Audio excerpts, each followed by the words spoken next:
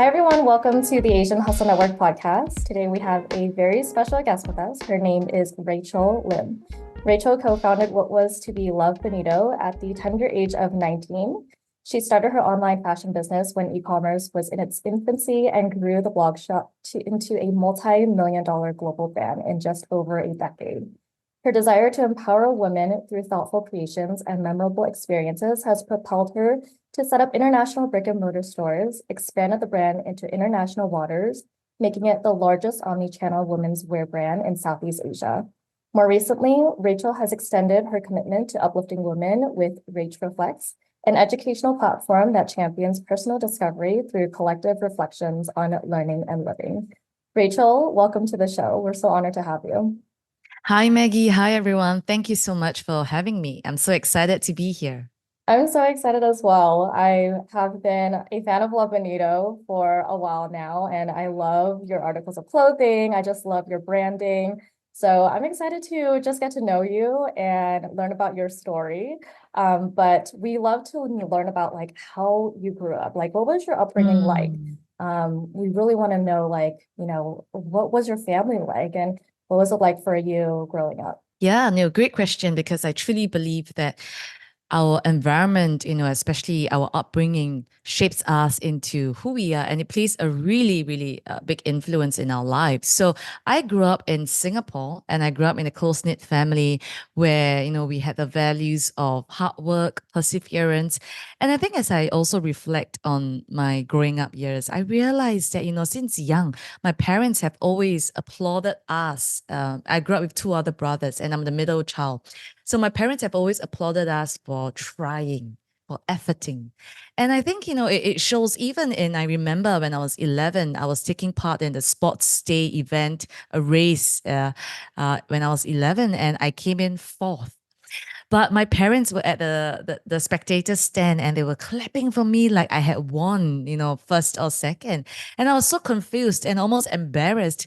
And looking back now, I realized that they were actually encouraging me for trying, for efforting. And that I believe has made such a huge impact in my life and to really allowing me to be okay with not always coming in first or not even coming in first or even failing. And I think that has been something that has, really been instrumental in my journey as well, in just, applauding myself for trying, because in every endeavor that we try, we learn so much about ourselves, about situations, about people. And that in itself is worth celebrating, or, that in itself is a win. So I realized, growing up in an environment, and I'm very, very grateful to have had parents who really encouraged us to just try, not be afraid to fail, not be afraid to fall. I think what's most important in life is to get back up. So that was the kind of environment I grew up in. That's amazing. I'm so glad to hear that. And I feel like it's such like it's so rare to have that, from parents, right? And it makes all the Especially in difference, Asia. especially in Especially Asia. in Yeah. Asia. Yeah. Yeah. Yeah. Yeah, because I think what we're rooted in is like competition, right? And I feel like a lot of us as Asians, we're often compared to our cousins or our classmates, right? Absolutely.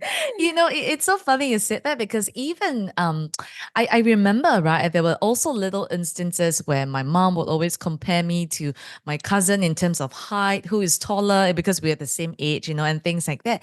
But I think, I'm so grateful that, they had the other side where they were balanced also, where it's not just all about comparing, but also in celebrating our own effort and try. So yeah. Yeah, yeah. And in celebrating those little wins, I'm sure that it really propelled you to go after what you really wanted, right? And so in growing up, did you have any idea that you wanted to go into fashion or entrepreneurship? Like, did you have that hint at all, or was it something that you had to develop as the years went on? I actually, one thing that I think growing up, I realized that I've always taken a keen interest in how colors and patterns come together. And I noticed it, even from a young age in my, before I turned 12, I would always notice the clothing that my mom would wear, how she would mix and match. And even then, she would teach me that if you're wearing a print, try to pair it with a solid color, bottom or top, that is within the print color itself, and little things like that I would start noticing, paying attention to, asking questions about. And I think that has also, perhaps um, helped me in, my growing up years, where I realized that, I am more adept when it comes to fashion. But at the same time, I must say that I'm not at all an expert, right? What I have is really a keen interest, a keen passion, and I do think that I have a good eye, but I don't really, I'm not like, I would say, I've seen a lot of great fashion creatives out there who are incredible, who are so technical and who have that foresight. And it's not me. But what I have is a good eye and a good understanding, I realize, in understanding what the mass consumer wants.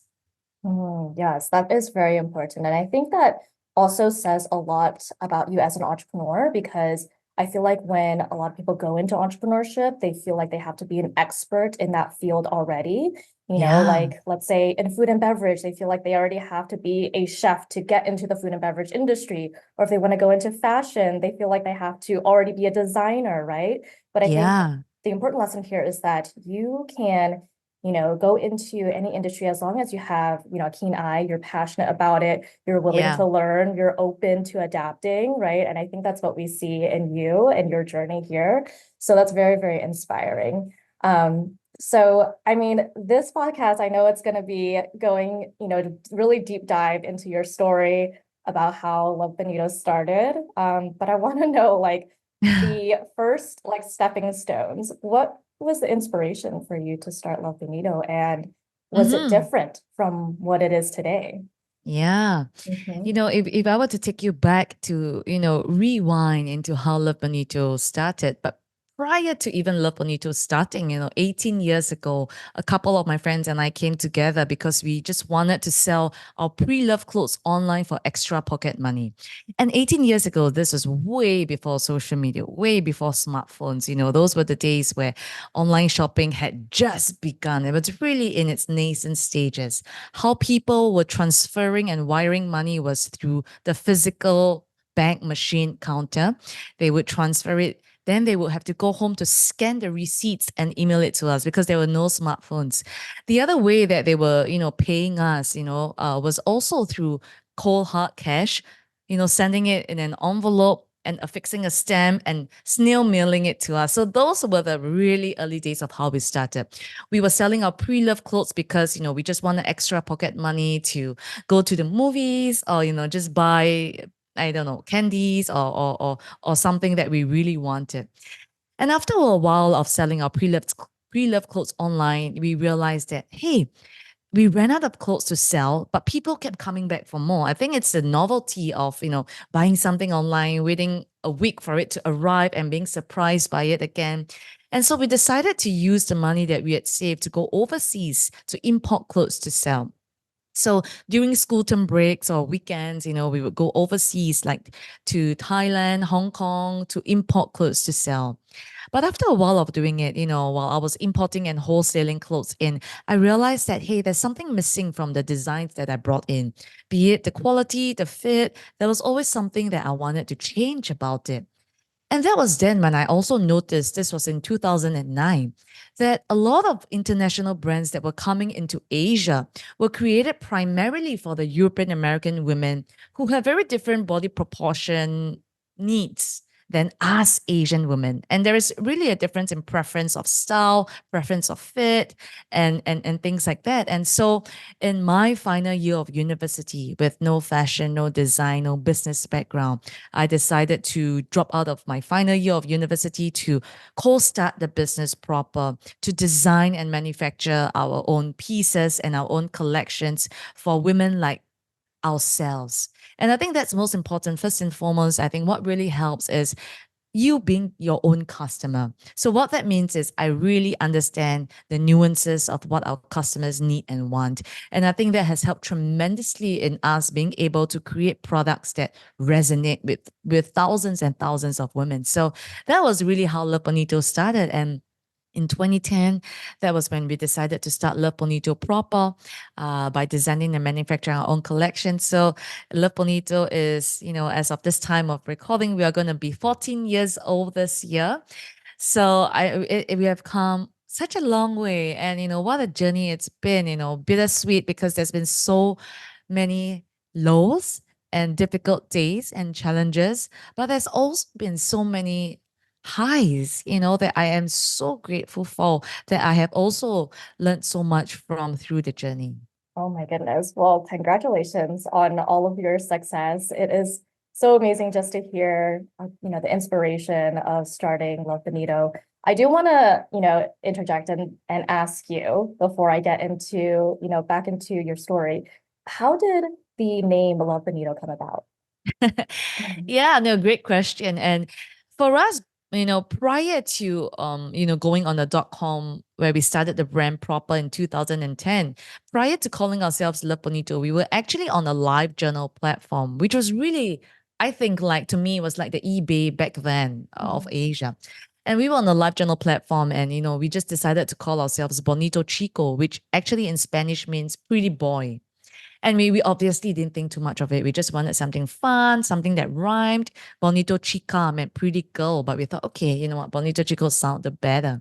So when we were finally ready to launch on our own on a .com in 2010, we realized that someone had already cyber squatted bonitochico.com. And so we decided, okay, there's no way that we're going to pay this person $50,000, which was what they demanded then for the domain name. So we decided to take the opportunity to rebrand and to call ourselves Love, Bonito, which really, to us is like a sign off with love, Bonito, which for us is like a tribute that every product, every experience that we create and produce is done with so much thought and love for our customer. I love it. That's very, very unique and creative. And I'm so glad that you changed the name. It sounds so much more warm and, I Yeah. love it. So, going back to your story, I think it's amazing that you were able to, and we'll go into this a little bit deeper later on as well. I love that you were able to take that risk because, not a lot of people were doing online businesses at that time. Not a lot of people even knew like what would happen if they put their credit card information online, right? Like, would I even get my Yeah. package? What's going to happen after I put my information online? Am I going to get hacked? And so for you to take that risk and take that first step to get into that industry, get into that market was, high risk, but it turned out to be high reward. And I love to know like your thought process behind that as well. But before we get into that, I want to know, you mentioned that you had dropped out of university. You made that ultimate decision for yourself to pursue entrepreneurship full time. What was your thought process at that time? And what did your parents say about it when you had told them? Yeah. I think for me also, I've always believed in this notion, and this is something that Jim Collins says. He says, before you fire the cannonball, fire bullets, which also really means before you fire or make a huge leap, a big investment, a big risky investment into anything, or take a big risk, you fire smaller ones first to test it out and to try out and to gain confidence and momentum. And along the way, you realize that you might have to tweak and, and take a certain other direction before you gain the confidence to take that final leap, which is firing the cannonball. And I think for my journey as well, it wasn't like I started immediately and wanted to drop everything to take a complete risk into going into something that is 100% unknown. Because back then we did not even know that, how long online shopping is going to last. Is it going to sustain? Is it just a bubble that would eventually burst? And I think, just taking it in our stride and growing along with it and assuring our customers along with us that, hey, we know that it might seem risky or tricky to, like my mom said, why are people sending you money even before they see and touch their products? Back then, this was really unheard of. And I think what really helped was really this core value of firstly understanding the concerns of your customers and then meeting them where they are. So how we met them where they are was really through coming out, and back then was on the blog, blog sphere, right? Blogging. So we came out, we blogged, and we showed ourselves to them to gain that trust and rapport that, hey, this is us, this is, our faces, this is, we are real people, we have families, and it helped to gain that trust along, that really gave customers that certainty that, oh, okay, this is safe, I'm going to take that risk. And along the way, word of mouth really helped us. So when customers share with their friends that, oh, I bought it, it arrived in 3 days, blah, blah, blah. Customers and their friends also gain confidence to be able to purchase. So that was really how it was. However, to your question also, to what my parents said, and Asian parents being Asian parents, especially in a time where back then entrepreneurship wasn't even a buzzword like it is.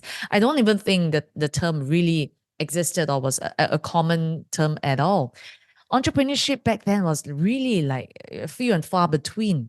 And my parents were like, oh, why don't you just have 10 months left in school. Why don't you just finish it off, get a cert a paper that you can fall back on? Why do you have to do this, risk everything and do this? And I think for them also, it really helped that, they saw the journey over the last 4 years prior to me wanting to take that leap, to see how, I was so committed to the business, how it was truly growing. And I told them at the end of the day that, I want to strike when the iron is hot. There was already momentum that I was gaining, and I would forever regret if I don't try. And this is not something that, I haven't fired bullets at, and just suddenly taking that leap. And I told them also, if this were to fail, back then I was still young. So I said, I can always, go back to studying. I can work part-time to pay off the loan that I had to take from my mom, to pay off the bond that I had with the government, to drop out of school to start this. So it was also extra, trickier situation because I had to, get a loan from my mom to convince her to lend me that sum of money to pay off the government to break my bond. And that was also a time where it was financial crisis and my dad was going through bankruptcy. So I guess, I will always be so grateful to my mom, for taking that leap of faith with me. And I think, if not for her, I definitely would not be able to be where I am today. So yeah. I'm so, just inspired by that relationship and that trust that you had with your parents, and I feel like that makes such a big difference when you have people that you trust, people who Mm, you love, believe in you, right? And for your mother to give you that loan and to trust in you and see the past 4 years, you really put in the work, Rachel, and she can see that you're really passionate about this, right? And I think a lot of what our parents don't understand with our, entrepreneurship journeys is like, why do you want to do this, right? Because a lot yeah. of our parents, they were entrepreneurs not by choice, but because they had to do it to survive, By right? circumstance. Yeah, Circumstances, exactly. right? And so I think that's why they always kind of discourage us to be entrepreneurs. It's like, why do you want to struggle? Why do you want to, do something where you might not be able to have a stable income?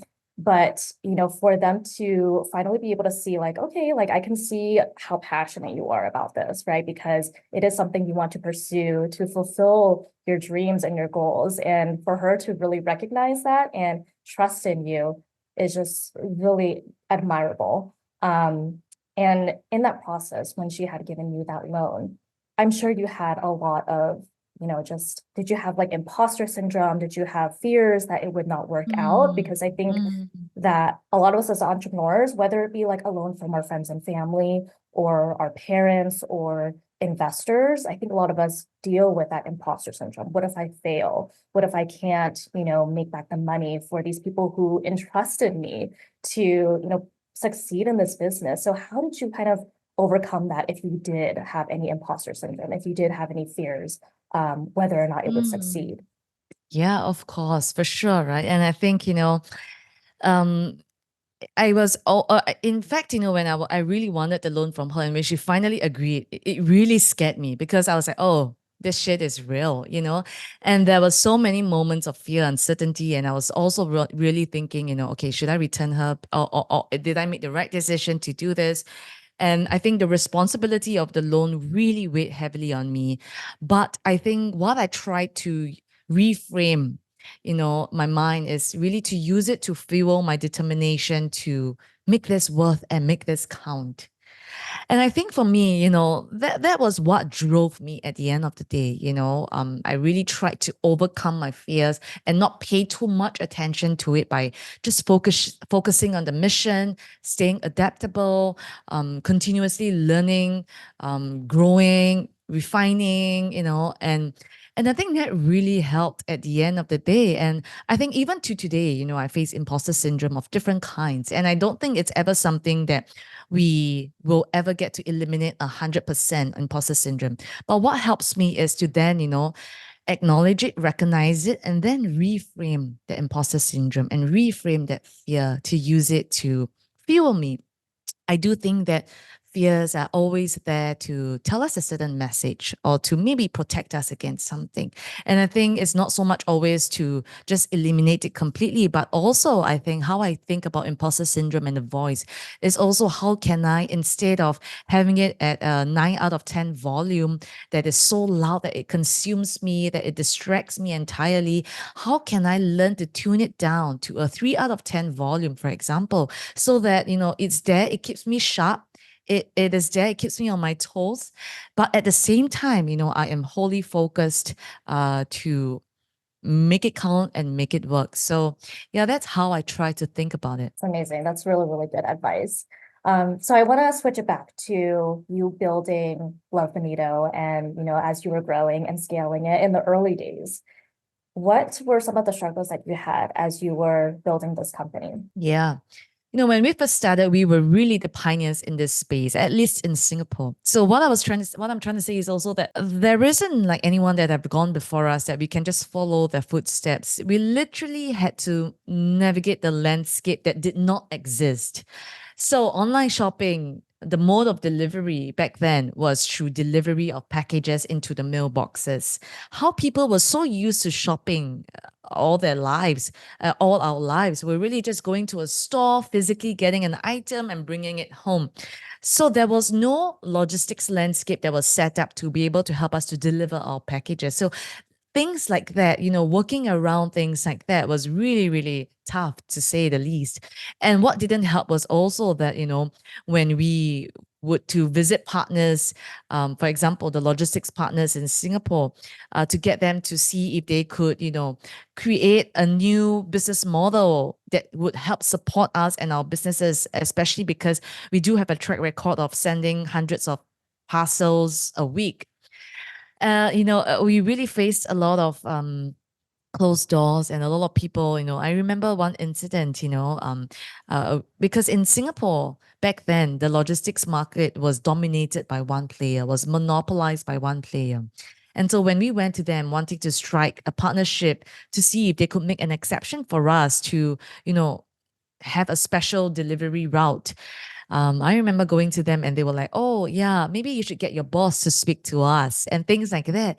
And it, it was it was shocking yet not shocking. Also because, yes, I understand because they're so used to seeing bosses as male figures or, the men in suits show up and speak up. So I think, it's little things like that that you have to navigate, not only in the business side of things, but also mentally and emotionally. How do you not let it get to you, or how do you not let it defeat you? So there were so many of these instances, whether in the logistics partnership scene in Singapore, or even, going to China where we needed to manufacture and produce, and no one would believe in us because back then our quantity was obviously still small. And it's like, oh, you're just a couple of girls, young girls. What do you know? Are you serious about this? So I think it was all of this that we had to get over ourselves and get over the disbelief or the self-doubt or the doubts from others. So those were really the challenges that we faced in the early days. Yeah, I'm so sorry that you had to deal with that. And I absolutely agree with you where you cannot control what other people say to you. And, you're bound as a woman, as I know very well, also as a woman entrepreneur, you just come across those experiences and they're never pleasant, right? But you can control how you react to them, right? And you can try to educate them, but at the end of the day, it's how you react and how you navigate those situations mentally, emotionally, where you're able to move forward and recognize like I'm better than this. I'm better than what had happened to me, and I can prove my worth, and not to other people, but to myself, right? And really Yeah. recognize how capable I am. So I'm glad that you were able to just navigate that emotionally, because it is very, very hard, especially as you're starting out as a new entrepreneur and just really getting into the scene where like you're practically trying to build a name for yourself and your company, and no one will believe you because they've never heard of your name before, or they don't really understand what you're trying to do, right? And as soon as you really get some, traction, they're like, okay, I'll start listening to you, right? Absolutely. Yeah. Yeah, so those are always the early day struggles, but I'm so glad that you were able to navigate through them. So, I know that you mentioned, rewind back a little bit, where you mentioned that you wanted to kind of cater towards Asian women clothing. And a lot of Yeah. these, even like Asian manufacturers, they were manufacturing clothes that were fit for Western styles and Western sizing, right? And I know that very well myself. I'm very petite. I'm actually 4'8". So that's like Wow. I'm shorter than a It lot is of a common, other. it is, Mhm. we are generally, petite in that sense too. So Yes. yeah, you're definitely one of us. I know it's so hard for me to find clothing, and I can see a lot of stores, just like big stores, they specifically manufacture clothing and sizing that is specifically catered for Western sizing. So it's very, very hard for me to find clothing like that, that fits my size. So when you were starting out, what was like the reception that you got? Did you get a lot of people, a lot of girls who said like, I'm so glad that you had started something like this. I can never find clothing in my size. Mm. And how did you kind of garner that feedback and bring that data back into Bonito, and use that to your Yeah. advantage? Great question. I think when I first started also, I was actually, feeling the frustration. And I honestly, when I first started shopping and, sometimes you needed outfits for internship or presentations in school. And I could not find outfits that would fit me in terms of like the pants, the trousers, they were either too long, or I've always somehow felt that, oh, maybe I'm not a pants person because my hips always seem to be too big for these trousers, or, you know, um, the sleeve lengths, they're too long and things like that. So I realized also that, through our interactions with customers and also personal experience, I noticed that a lot of international brands coming into the Asian market did not address the fit and style preferences of Asian women. And I think this realization really guided and helped us to create designs that were not only, great, that not only provided great value, that were trendy, that were also, classic designs, but also tailored to flatter the diverse body shapes of our community. And I think that was really how it started. And along the way, we received so many feedback or testimonies from customers that say, oh my God, finally, um, a dress that, is of just the right length for me. I don't have to spend extra money tailoring or altering, which was a very common issue that we faced. And we were actually okay, or we were so used to it. So that was really how it started, from that personal need and experience that I really want outfits that would fit me, and realizing that, hey, there aren't many options out there. Absolutely. I totally understand. Every time I, buy something from a big store, like the sleeves are too long or maybe the trousers are too long. And so I always have to alter them. And it's like I'm Yeah. paying extra money on top of something that's already, pretty expensive. And it's like it never made any sense economically. But I can personally say everything that I've ordered on Love Bonito, I haven't had to alter a lot of it. Oh, So I've always loved shopping on Love Bonito because I'm like, I know that it will fit me. oh, thank you. Yeah, so glad. Yeah. So I want to ask about, just like physical locations and when Mm. you decided to open up the first physical location of Love Bonito. So, for us as well, we started online. So, we're digitally native, we're digital first. And back in 2017, when we finally want to open our first ever permanent physical flagship store in Singapore, we had a lot of people who are asking, like, oh, but why? It's such a heavy investment. You have to fork out so much money. It's expensive, and so on and so forth. And for us, what gave us the confidence was also, like I shared earlier, firing bullets before we fired the cannonball of, a permanent flagship store in Singapore. So we would have pop-up stores prior to 2017, where we will open in different locations in Singapore, of different sizes, different store formats, to really test and see and really understand the market better, to also really see what customers needed. So we chose our first physical location also based on where our online customer base was most concentrated. And this was also really in the town, the city of Singapore, right? Where a lot of offices were situated nearby. So for us, expanding into a physical store was a strategic decision to offer our customers a tangible experience and of the brand, and to also allow us to build a deeper connection with them. While online shopping is convenient, right? And it's something that people are also getting used to back then. A physical presence, we believe, allows customers to feel, to try the products, and we believe that that ultimately enhances their overall experience. So that was also why we decided to open our first ever flagship store in Singapore in 2017. And since then, we haven't looked back, in a sense, because we realized that the strategy of having an online presence and an offline presence really works for us as a brand. People tend to hear about us online, and then when they come into the store to try the pieces on or to experience the brand through the stuff, they realize that, wow, this brand really has a great fit, has great products, has great service, provides a lot of value. And that is where truly we cement the relationship that we have with our customers. I absolutely agree. I think that adding physical stores really creates a sense of community.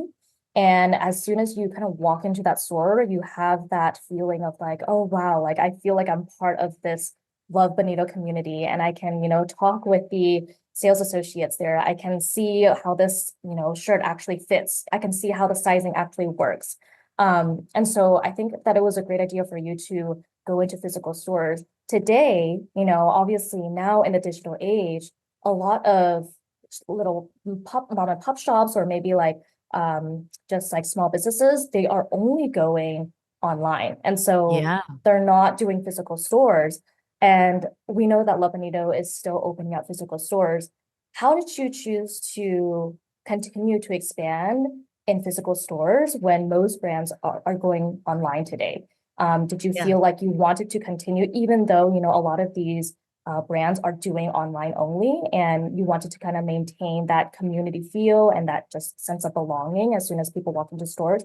Can you kind of walk through that process? Yeah. I think for us as well, I think firstly, I believe that there is no one size fit all answer for every business and brand. It took us a while, and in fact, a long while, 7 years before we opened our first ever physical permanent store, and a lot of testing prior to that. And I think it takes a lot of really, weighing out the pros and cons, testing it out first, really understanding why does your business need it and does it need it? What is that true value add that it will ultimately bring? And one of the key core pillars for Love Bonito is our community. And that is something that is absolutely important to us. And that's why, even for our stores, it is not just a transactional space where people come in, purchase, and they go, and buy a product and they go, right? And we believe that if that is the case, then they can easily do that online. It's so much more convenient.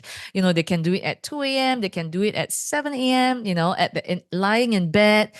But for us, I think, what's most important is also the community and the brand experience that they get in store. And that is also a large part of why we exist.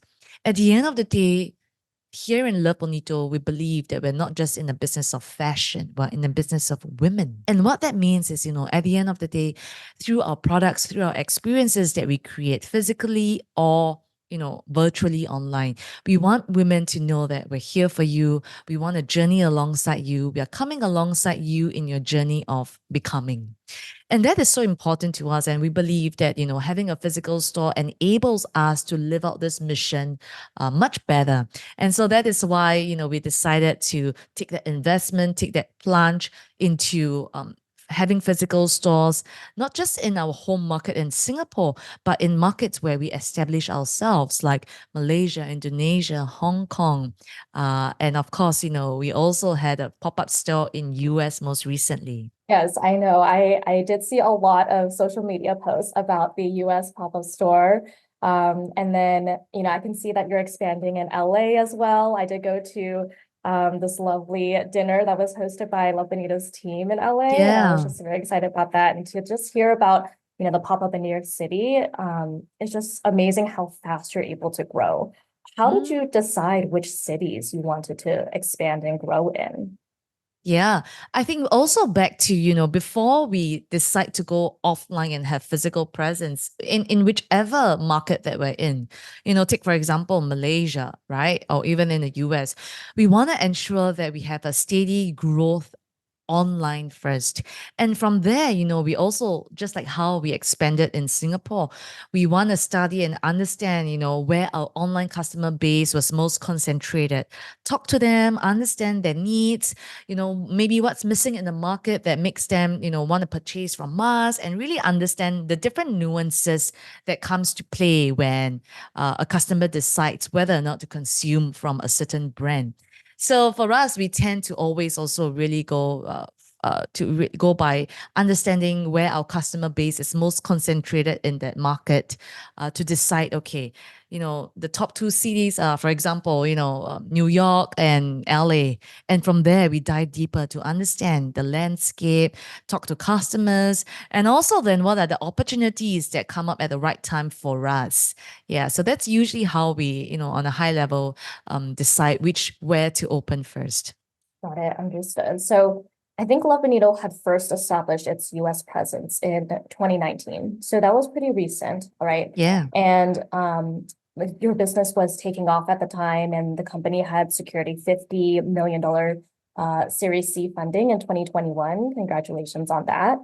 Can Thank you. you share your experience of, when you knew it was time to expand in the US? Because I'm sure it was so different from expanding in Asia compared to the US, right? And just like little nuances that the consumer market would be, compared to US, compared to Asia. Talk about that experience and how the Series C funding really helped you in your expansion plans. So the decision for us to expand into US was really driven by the growing interest and demand from our customers base there. And this was, like you said, in 2019. This was actually during COVID. We realized that, hey, wow, there is almost like 1,000% month-on-month growth of new customers coming in from the US to buying from to purchase from us.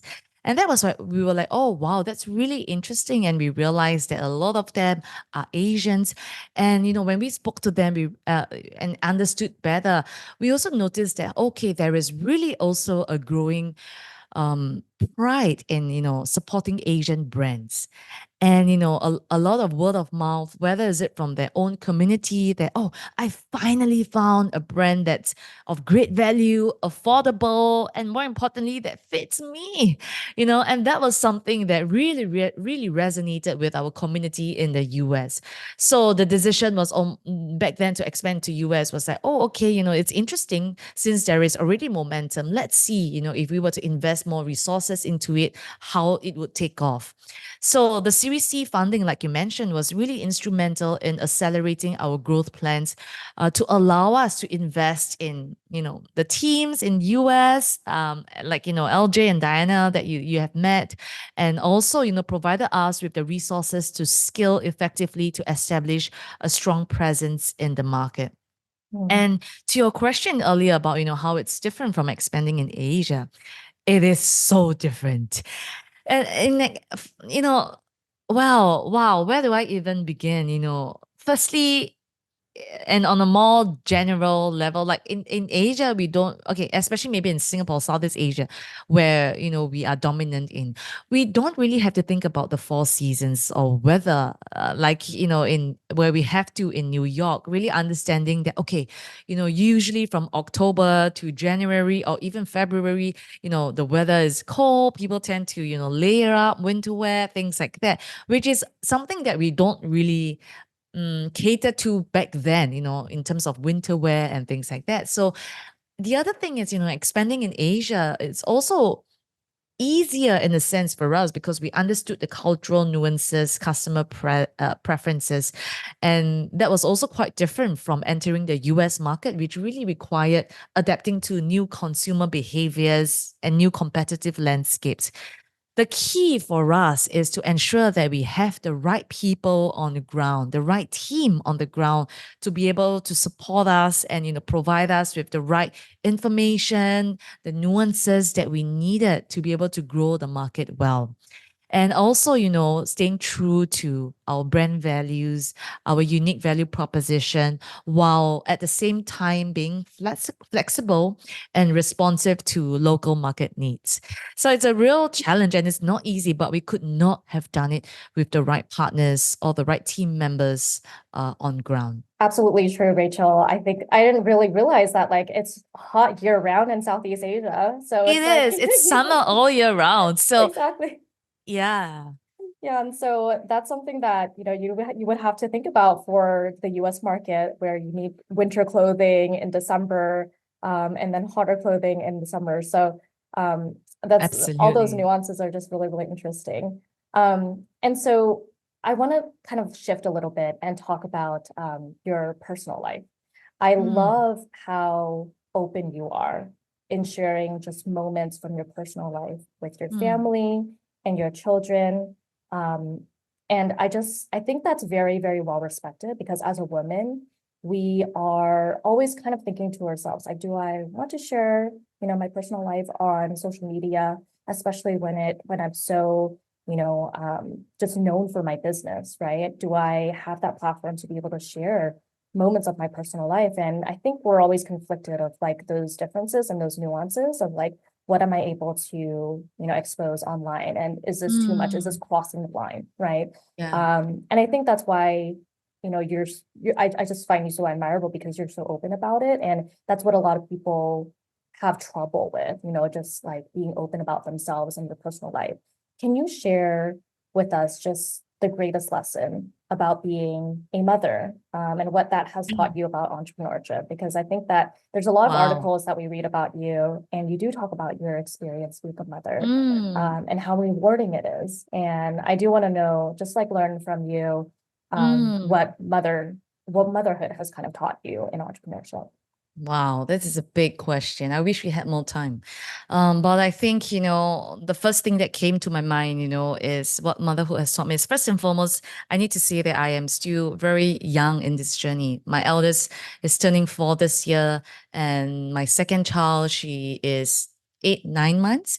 So I'm still learning a lot. And one thing that I see, that is similar being a mother, which is parenting and also leading an organization or being a leader, leading teams, there are a lot of parallels to that. And I think one of the biggest lessons that being a leader at work and being a parent at home has really taught me is at the end of the day, if I want to lead my family, if I want to lead my kids, if I want to lead my team, and if I want to lead my organization, I need to learn to lead myself. One of my favorite quotes is by Lao Tzu, and he says, managing others is strength, but mastering yourself, that's true power. And I think so many times my kids, they will bring out the best or worst in me. Or like I get triggered or I get I'm short with them and I get impatient. And it's same at work also, and you get triggered by certain things that people do or don't do. And I realized in those moments to learn to catch myself and to ask myself, okay, where is this coming from? What am I posturing? Am I projecting? What am I doing? Is this doing any good to the person who's going to receive it? Things like that. So like working on myself, mastering myself, knowing my attachment style, things like that, continuously working on myself to almost have equanimity in my life, such that, when things go well, and things will go well, I am not just put on a high and ride on a high. And when things don't go well, which they will, I don't just come crashing down emotionally, mentally. And I think that is one of the biggest lessons for me, to learn to manage, to lead myself. And yeah, I think it's still continuously, it's a work in progress, but I realized that the better I am in leading myself, the better my teams around me are, the better my family around me are. So yeah.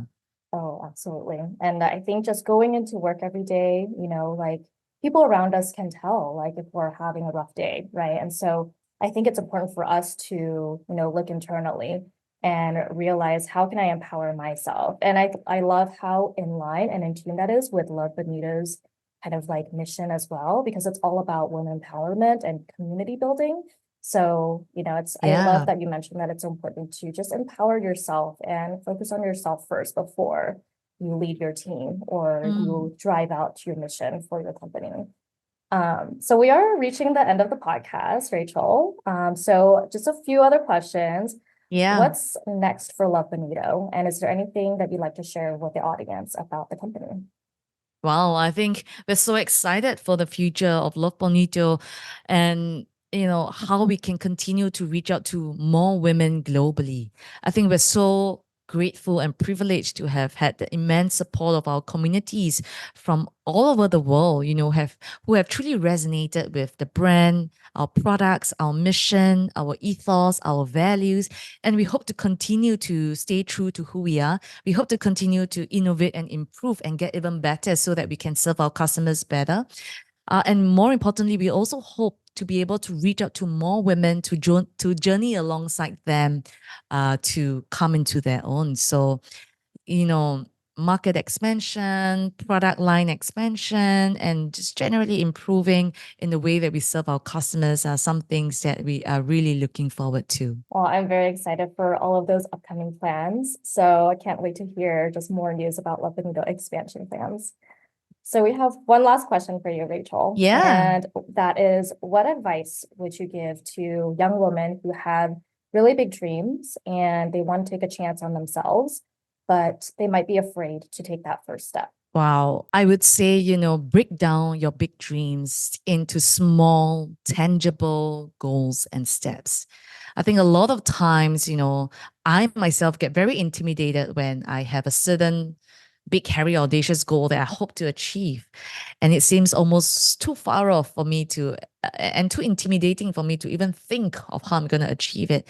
And I think what really helps is, when I calm down, I just journal or, break them down into smaller goals and smaller habits, smaller steps that I need to take. One of the most important questions that I ask myself is, for the goal that I want to reach, who do I need to become to reach this goal? And then, secondly, what do I need to do to reach them? What's most important, I think, at the end of the day is who we need to become to reach our goals. And it's really all about the mindset, the habits that we need to build to ensure that, we are strong mentally, emotionally. Like I said earlier, right? Like cultivating equanimity, things like that through meditating, journaling, learning to regulate, when things go well, when things don't go well. All these are so important in our journey because at the end of the day, it's not so much about attaining a certain goal, but it's in the journey of becoming and what we become, who we surround ourselves with, that is so important. So, think truly about who you need to become to get there and what you need to do to get there, and start small. Love it. That's very, very great advice. Thank you so much, Rachel. So where can our listeners find out more about you and Love Bonito online? Yeah, thank you so much for listening, and Maggie, for having this great conversation. You can find us on social media at Love Bonito, and for myself, I'm at Miss_Rach, MS_RACH. And also, I would love, to stay connected. Drop me a DM or anything. Yeah, I would love to get to know also yourself and the community. And I hope to visit all of you, when I get to US very soon. Yes, hopefully we'll get to see you very, very soon. So we'll leave all of that in the show notes. And Rachel, thank you so much for sharing your story with us today. I had a pleasure interviewing you. Thank you, Maggie. Thank you.